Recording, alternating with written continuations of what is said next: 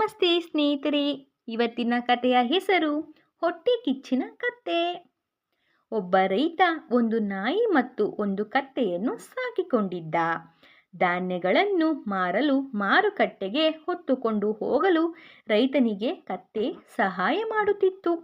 ಹಾಗೆ ನಾಯಿ ರೈತನ ಮನೆಯನ್ನು ಕಾಯುತ್ತಿತ್ತು.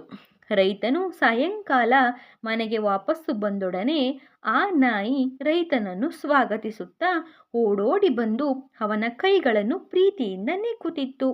ರೈತನು ಸಹ ನಗುತ್ತಾ ಅದನ್ನು ಪ್ರೀತಿಯಿಂದ ತಬ್ಬಿಕೊಂಡು ಮುದ್ದಾಡುತ್ತಿದ್ದ. ಇದರಿಂದ ಕತ್ತೆಗೆ ನಾಯಿಯ ಮೇಲೆ ಅಸೂಯೆ ಉಂಟಾಯಿತು. ಒಂದು ದಿನ ಕತ್ತೆ ಹೀಗೆ ಯೋಚಿಸಿತು, ನಾನು ದಿನವೆಲ್ಲ ಕಷ್ಟ ಬಿದ್ದು ಕೆಲಸ ಮಾಡಿದರೂ ರೈತ ನನ್ನನ್ನು ಪ್ರೀತಿಯಿಂದ ಮುದ್ದಾಡುವುದಿಲ್ಲ. ಆದರೆ ಈ ನಾಯಿಗೆ ಮಾತ್ರ ಎಲ್ಲಿಲ್ಲದ ಪ್ರೀತಿ ವಿಶ್ವಾಸ. ಅದು ಮಾಡುವ ಕೆಲಸವು ಅಷ್ಟು ಕಷ್ಟ. ಬಹುಶಃ ನಾನು ಇನ್ನು ಮೇಲೆ ನಾಯಿಯಂತೆ ಪ್ರೀತಿ ತೋರಿಸಿದರೆ ರೈತ ನನ್ನನ್ನು ಪ್ರೀತಿಸಬಹುದು ಎಂದು ಯೋಚಿಸಿತು.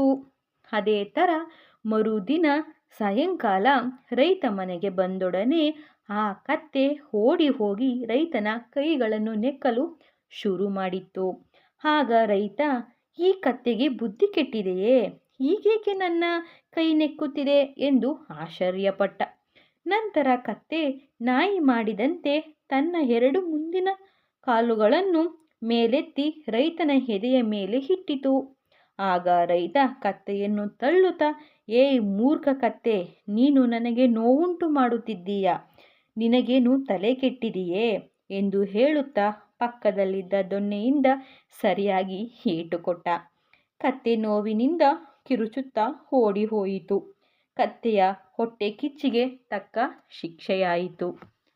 ನಮ್ಮ ಈ ಕತೆ ನಿಮಗೆ ಇಷ್ಟವಾಗಿದ್ದರೆ ಲೈಕ್ ಮಾಡಿ. ಹಾಗೆ ಇದೇ ಥರ ಕತೆಗಳನ್ನು ಕೇಳಲು ನಮ್ಮ ಚಾನಲನ್ನು ಸಬ್ಸ್ಕ್ರೈಬ್ ಮಾಡಿ. ಧನ್ಯವಾದಗಳು.